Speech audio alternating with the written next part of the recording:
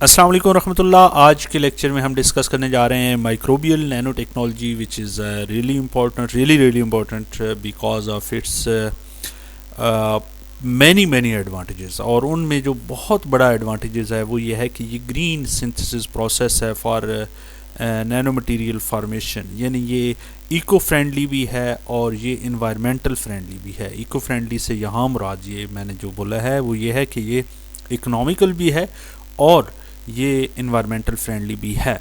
तो सवाल ये पैदा होता है कि ये क्या बला है। Microbial nano technology basically micro जो है ना, माइक्रोबियल ये लफ्ज़ वहाँ से है कि माइक्रो ऑर्गेनिज़म से है, कि इसमें हम नैनो टेक्नोलॉजी यानी नैनो मटीरियल्स फैब्रिकेट करते हैं by the utilisation of micro organism. और माइक्रो ऑर्गेनिज़म जब हम बोले तो उसमें सबसे ज़्यादा जो कॉमनली माइक्रो ऑर्गेनिज़म है ये बच्चा जानता है कि बैक्टीरिया, फंगी एंड एल्गी वगैरह हैं। और इसकी ये तीनों जो इसके अलावा भी हैं, कोई और भी देख लें, वायरसेस वगैरह। ये जो माइक्रो ऑर्गेनिज़म्स हैं ये करते क्या हैं, ये सिंथेसिस प्रोसेस में हेल्पफुल होते हैं, नैनो पार्टिकल्स बनाने में, नैनो मटेरियल्स बनाने में ये बहुत हेल्पफुल हैं। ये ना सिर्फ सिंथेसाइज करते हैं बल्कि अगर आपके पास ऑलरेडी कोई सिंथेसाइज मटेरियल है उसको मैनिपुलेट करना है, you can do it with by utilisation of micro organism. और आप अगर नैनो पार्टिकल्स को विद सम वे असेंबल करना चाहते हैं, सेल्फ असेंबली तो नहीं है लेकिन अगर नैनो पार्टिकल्स को आप कोई असेंबल करना चाहते हैं तो वो काम भी आप कर सकते हैं। तो ये इनोवेटिव फील्ड है जिसमें आप माइक्रोबायोलॉजी और नैनो टेक्नोलॉजी को जोड़ देते हैं। बायोलॉजी के माइक्रो ऑर्गेनिज्म को जब नैनो टेक्नोलॉजी से जोड़ते हैं तो इसके नतीजे में माइक्रोबियल नैनो टेक्नोलॉजी वजूद में आती है और इसकी वजह से माइक्रो ऑर्गेनिज्म को यूटिलाइज़ किया जाता है। माइक्रो ऑर्गेनिज्म के अंदर ये कैपेबिलिटी होती है, they can be use for production of nano materials. और ये जो नैनो मटीरियल्स बनते हैं ये किसी और प्रोसेस की मदद से की निस्बत बहुत आसान भी होते हैं, कन्वेंशनल मेथड की निस्बत बहुत ज़्यादा बनाना भी आसान होता है, इकोनॉमिकल भी होता है और थर्डली ये इन्वायरमेंटल फ्रेंडली भी होता है। तो ये तीन ऐसे फ़ायदे हैं कि इसके अलावा और क्या चाहिए एक नैनो साइंटिस्ट को या एक केमिस्ट को। अब जो माइक्रो ऑर्गेनिज़म्स हैं ज़ाहिर है ये नैनो फैक्ट्रीज़ हैं। माइक्रो ऑर्गेनिज़म में क्या ऐसी ख़ास बात है, तो बुनियादी तौर पे माइक्रो ऑर्गेनिज़म एक छोटी छोटी फैक्ट्रियाँ, आप यूँ समझे कि छोटे छोटे ये बुलबुले हैं लेकिन इनके अंदर बहुत काम की चीज़ें हैं। काम की चीज़ों से मुराद ये है कि ऐसे एंजाइम्स मौजूद हैं जो कि बायोसिंथेसिस ऑफ नैनो मटीरियल्स में बहुत ज़्यादा हेल्पफुल हैं। यानी इसके अंदर ऐसे एंजाइम्स मौजूद होते हैं जो ऐसे एंजाइम्स एक्सक्रीट करते हैं, ये जो माइक्रो ऑर्गेनिज़म हैं, कि जो मेटेलिक आयन को रिड्यूस करके उससे मेटल आयन बना देते हैं, तो फिर हमारे पास मेटल के नैनो पार्टिकल्स बन जाते हैं। ये ऐसे एंजाइम्स भी रिलीज़ करते हैं कि ये अकोमुलेट मेटेलिक नैनो पार्टिकल्स, उनको अगर असेंबल करना हो you can do it with them. और इसके अलावा ये ऐसे बायोपॉलीमर्स सेक्रीट करते हैं जिनको हम नैनो पार्टिकल या नैनो स्ट्रक्चर्स बनाने के लिए बाकायदा यूज़ कर सकते हैं। तो हम ये कर सकते हैं कि इन माइक्रो ऑर्गेनिज़म के बारे में अगर मैं ये कहूँ तो गलत नहीं होगा कि they have a very good capability of controlling the size, shape and composition of nano material.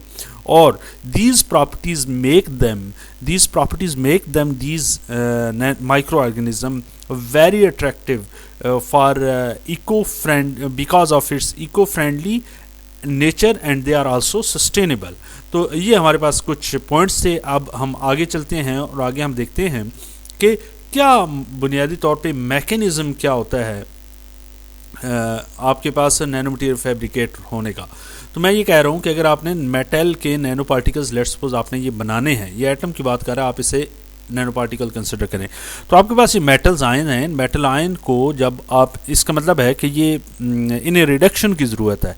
अब रिडक्शन के लिए ज़ाहिर है अगर इनके पास कोई ऐसा केमिकल स्पीशीज या ऐसा केमिकल कोई आ जाए, एलिमेंट आ जाए जो उन्हें एक इलेक्ट्रॉन एक एटम को दे दे, तो ये रिड्यूस होके एक मेटल नैनो पार्टिकल बनाते जाएंगे। अब ये वाला काम ज़ाहिर है आप केमिकली भी कर सकते हैं, कोई और एलिमेंट लेके आए, लेकिन उसके बजाय अगर आप माइक्रोबियल सिंथेसिस कर रहे हैं तो उसके पास उसमें आप जो माइक्रो ऑर्गेनिज़म्स हैं वो ऐसे इंजाइम्स, ऐसी प्रोटीन्स, अमीनो एसिड्स, और ये बहुत मुश्किल से नाम हैं, ये वाला सारी चीज़ें प्रोवाइड करते हैं। और these are basically some of the things, some of the biomolecules which are enlisted, इसके अलावा और भी हैं।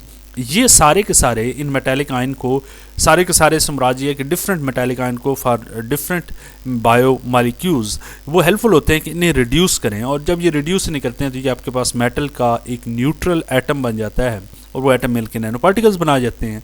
तो ये इसकी पूरी डायग्राम है। अब सवाल ये पैदा होता है कि ये जो एंजाइम्स, प्रोटीन्स, अमीनो एसिड्स हैं, इनका मैकेनिज्म क्या है, ये कैसे माइक्रो ऑर्गेनिज्म जो है ये कैसे एक्सक्रीट कैसे करते हैं। तो उसमें हम कुछ मैकेनिज्म को देख लेते हैं कि पहला है इंजाइमेटिक रिडक्शन, यानी some microorganism produce enzymes, for example nitrate reductase, hydrogenase और साइटोक्रोम P450। ये बहुत बायोमॉलिक्यूल्स ज़ाहिर है औखे औखे नाम है। ये बुनियादी तौर पे that are helpful basically to reduce the metal ion into metal nano particles. और ये जो एंजाइम्स होते हैं ये डायरेक्टली मेटल आयन के ऊपर एक्ट कर सकते हैं या इनडायरेक्टली भी आप इन्हें रिड्यूसिंग एजेंट के तौर पे, मतलब for example generating reducing agents gases such as hydrogen gas और ऑर्गेनिक मॉलिक्यूल, उन्हें भी यूज़ कर सकते हैं। ये है इंजाइमेटिक रिडक्शन। दूसरा है मेटाबॉलिक पाथवेज। मेटाबॉलिक पाथवेज में ये होता है कि आपके पास जो माइक्रो ऑर्गेनिज्म होते हैं वो जब मेटाबॉलिज्म का फिनोमेना करते हैं तो certain compound that leads to reduction of metals ion into nano particles. तो इसके नतीजे में यानी इसकी मेटाबॉलिज्म जब होती है, माइक्रो ऑर्गेनिज्म अपना नेचुरली मेटाबॉलिज्म का फिनोमेना जब एग्जीक्यूट होता है तो उसके नतीजे में ऐसे कंपाउंड रिलीज होते हैं that are basically helpful for the reduction of that metal ion. और उसके नतीजे में आपके पास फॉर एग्जांपल अब बैक्टीरिया है, बैक्टीरिया यूटिलाइज ऑर्गेनिक एसिड्स और alcohol in their metabolism which can reduce metal ion in the environment। ये एक एग्जाम्पल इसने दी है। इस तरह सेल वॉल इंट्रैक्शन है। आपको पता है कि ये माइक्रो ऑर्गेनिज्म जो है the surface of microbial cells जो है वो जब मेटल आयन के साथ इंटरेक्ट करती है तो अब सेल वॉल जो है ना ये डिफरेंट कंपोनेंट हैं सेल वॉल के। फॉर एग्जांपल प्रोटीन्स होती हैं, लिपिड्स होते हैं, पॉलीसैकेराइड्स होते हैं। ये मेजर रोल प्ले करते हैं बाइंडिंग में, रिड्यूसिंग एजेंट के तौर पे भी और नैनो पार्टिकल को स्टेबलाइज करने के भी। यानी आपके पास ये वाला लेट्स सपोज एक सेल वॉल है, इसके साथ डायरेक्टली आयन इंटरेक्ट हुआ तो इसका जो बिल्डिंग मटेरियल्स हैं इनलिस्ट किए गए ये प्रोटीन वगैरह ये इसके साथ इंटरेक्ट करते हैं तो इसमें हेल्पफुल होते हैं इससे रिड्यूस। इसके अलावा बायो मिनरलाइजेशन है, यानी सम माइक्रो ऑर्गेनिजम्स हैं जैसे फंगी है वो क्या करते हैं वो डायरेक्टली बायो मिनरलाइजेशन में इन्वॉल्व होते हैं, पार्टिसिपेट करते हैं। और इसमें होता क्या है, इसमें होता यह है कि जो मेटल्स आयंस होते हैं उन्हें हम सॉलिड इनऑर्गेनिक मिनरल्स में कन्वर्ट करते हैं सच एज मेटल ऑक्साइड या मेटल नैनो पार्टिकल। यानी ये एक्स्ट्रा सेलुलर स्पेस में होता है और विद इन सेल भी हो सकता है। इसके दो तरीके हैं, इसकी डिटेल में हम नहीं जाते। ग्रीन सिंथेसिस मेथड को आप इसी चैनल के ऊपर वीडियोस पढ़ी हैं, वहाँ देखें। एक्स्ट्रा सेलुलर और इंट्रा सेलुलर को डिस्कस किया गया है। उसके बाद कौन कौन सी मटेरियल माइक्रोबियल नैनो टेक्नोलॉजी से हम बना सकते हैं, तो इसमें लिस्ट बहुत लंबी है। मेटल नैनो पार्टिकल्स हैं, यहाँ पर गिवन है गोल्ड, सिल्वर, कॉपर, प्लेटिनम है। मेटल ऑक्साइड नैनो पार्टिकल्स हैं, जिंक ऑक्साइड, टाइटेनियम डाइऑक्साइड हैं। कार्बन के नैनो पार्टिकल्स हैं, कार्बन नैनो ट्यूब्स, ग्राफीन वगैरह हैं, क्वांटम डॉट्स हैं और नैनो स्ट्रक्चर बायो मटीरियल। ये सारी बहुत लंबी लिस्ट है, तो इससे आप अंदाज़ा लगाएं कि इसका स्कोप कितना वास्ट है, कितना फैला हुआ है। अब जो सिलेक्शन ऑफ माइक्रो ऑर्गेनिज्म है, ये आपने पहला स्टेप होता है कि आपने कोई भी नैनो मटीरियल बनाना है तो उसका पहला आप कौन सा माइक्रो ऑर्गेनिज्म सेलेक्ट करेंगे।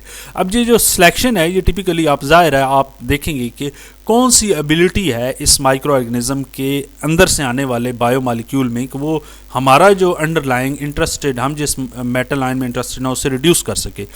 फॉर एग्जांपल बैक्टीरिया में ये वाले सारे हैं, फंगी वाले ये करते हैं। तो अब इनमें से जो आपके मेटल आयन को रिड्यूस करता है आप उस माइक्रो ऑर्गेनिज्म को सिलेक्ट कर लेंगे।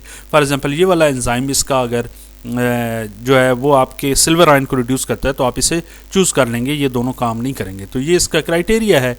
अब उसके बाद अगर हम थोड़ा सा आगे चलें तो इसमें यहाँ पे मैंने माइक्रोबियल नैनो टेक्नोलॉजी के स्टेप्स लिखे हुए हैं कि आपने पहले वो किया, फिर आपने अगर माइक्रो ऑर्गेनिज्म सेलेक्ट कर लिया उसकी कल्चरिंग करेंगे।